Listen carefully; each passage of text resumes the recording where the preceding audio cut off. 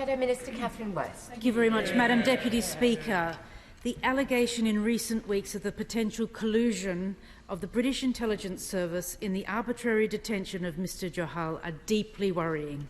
It's vitally important that the veracity of these claims be investigated as soon as possible to find the truth, and the House will expect the Minister to be clear on whether the former Prime Minister, the Right Honourable Member for Uxbridge, under whose watch this occurred, we believe, authorised sharing this intelligence with the Indian government when he was the Foreign Secretary. I also urge the Minister to outline whether the government is utilising its contacts at the highest level of the Indian government to press for Mr Johal's release without further delay.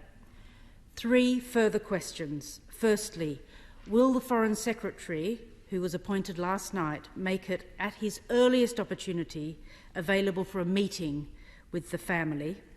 Secondly, since 1995, human rights has been part of a dialogue, every government since 1995, when we come to speak with India about trade.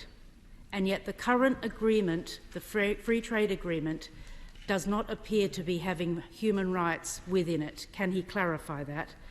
And finally, it is a worrying pattern that throughout the Foreign and Commonwealth Development Office there are other cases, for example, Murad Tabaz remaining languishing in an Iranian prison, or we have the case of Alaa Abed Al-Fattah in Egypt for liking a Facebook page. What urgent action is the FCDO taking on these cases? It has to be a first principle that every British national, it's the first duty of the government to look after them. The family have said today, will the new Prime Minister show more guts than her predecessor? And I think everyone in this House would like to see some backbone injected into these negotiations. Thank you.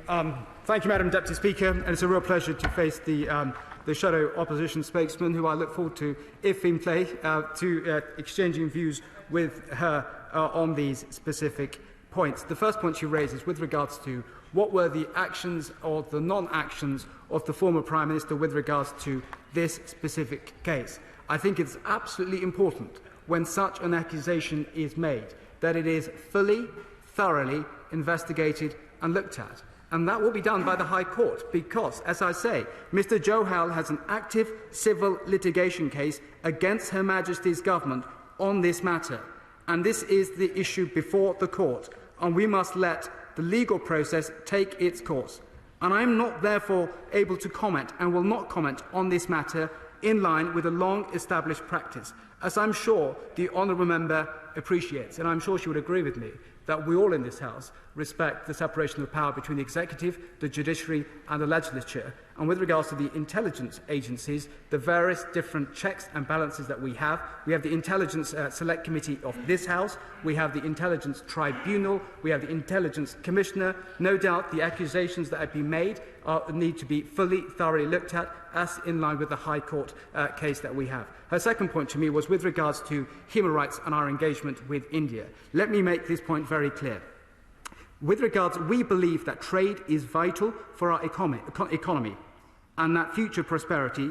This is in no way compromises the United Kingdom's commitment to upholding human rights at the core of our foreign policy.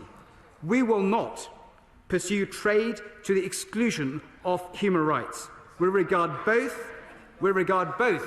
as an important part of a deep, mature, wide-ranging relationship with our international trading partners, and the 2030 roadmap for India-UK future relations, agreed by the former Prime Minister with Prime Minister Modi, had a specific agreement with regards to commitment to resolving long-running or complex consular cases. And the other specific cases that she has raised, I see to my left ministers who cover different thematic regions around the world, will no doubt take on board the specific cases that she has made. I am very happy, post this appearance, to ensure that those specific cases that she has raised, that she gets an answer with regards to what the government is doing on those matters.